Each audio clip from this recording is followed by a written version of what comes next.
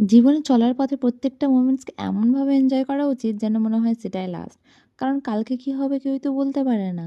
আর আমিও চেষ্টা করি প্রত্যেকটা মোমেন্টসকে আরও সুন্দর করে সাজিয়ে তোলার, স্পেশাল ডেজগুলোকে আরও স্পেশাল করে তোলার। তো দিনটা ছিল 4th অ্যানিভার্সারি আমাদের। আর এখানে আমি হাসব্যান্ডের জন্য একটা ছোট্টখাটো সারপ্রাইজ প্ল্যান করছিলাম। তো সব কিছু অ্যারেঞ্জ করে আমি চেষ্টা করছিলাম তাড়াতাড়ি ওর বাড়ি ফেরার আগে যেন সব কিছু গুছিয়ে নিতে পারি। আর হয়েও গেছিলো। সুন্দর করে সব সাজিয়ে নিতে পেরেছিলাম আমি। এই যে ছিল ফাইনাল ডেকোরেশন এটা। আর সারপ্রাইজ পেতে কার না ভালো লাগে? আমার যেমনি সারপ্রাইজ পেতেও ভালো লাগে, আমার তেমনি কাউকে সারপ্রাইজ দিতেও খুব ভালো লাগে। আমার খুব ভালোবাসি আমি এইসব করতে। আমার যারা কাছের মানুষ তারা জানে।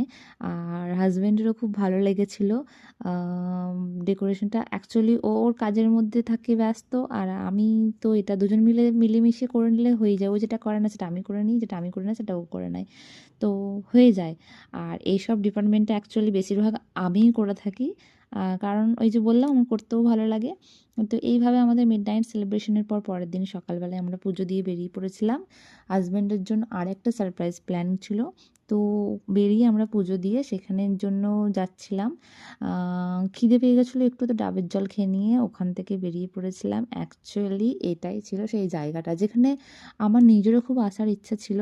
আর ঢুকে আমার এত ভালো লাগছিলো, আমি তো শুধু চারিদিকে ভ্যাটভ্যাট করে দেখছিলাম। তো এত খিদে পেয়ে গেছিলো, আগেই আমরা ব্রেকফাস্ট অর্ডার করে নিয়েছিলাম ওখানে। আর ব্রেকফাস্ট করে আমরা বোটিং করতে চলে যাই।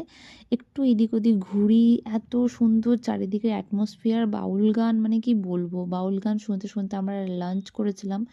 প্রত্যেকটা খাবার এত টেস্টি, এত সুস্বাদু মানে কি বলবো? খুঁত ধরার কোনো জায়গা নেই। তো হ্যাঁ, এইভাবেই যেন চলতে, চলতে আরও সামনের বছরগুলো ভালোভাবে কাটাতে পারি সেটাই আশা করছি। আর তারপর ফেরার আগে আমরা ওখানে আরেক কাপ চা অর্ডার করি। বাউল গান শুনতে, শুনতে চা খেতে, খেতে ব্যাস বাড়ি ফিরে যাই। তো চলো টাটা।